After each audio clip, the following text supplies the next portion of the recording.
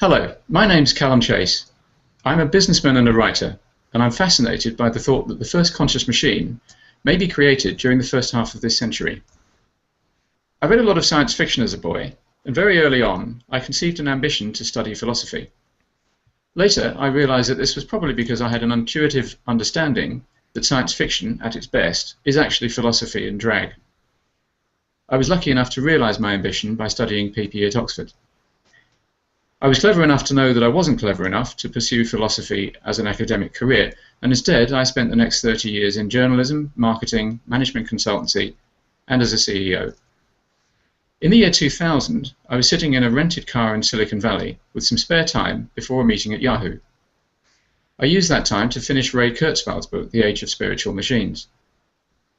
As a long-time science fiction fan, I'd always thought that computers would one day become conscious, but I'd assumed it would happen hundreds of years after my death. Kurzweil shocked me into considering the possibility that it might happen in my lifetime. A decade later, I retired from full-time employment, and I now chair and coach growing businesses. And this has given me much more time to read and write about the science and philosophy of artificial intelligence. I've written a novel called Pandora's Brain, which is now looking for a publisher. It's far from certain, but it seems to me quite possible that a conscious machine will be created in the next 20 or 30 years. If so, an artificial superintelligence may very well follow shortly afterwards.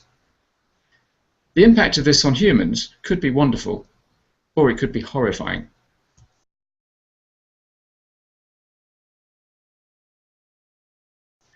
I'm continually astonished that as a species we're doing so little to influence this outcome in the right direction. Most of our fellow humans are either blithely ignorant of the possibility, or they flatly deny it with pretty spurious arguments. I want to help change this and get the conversation started.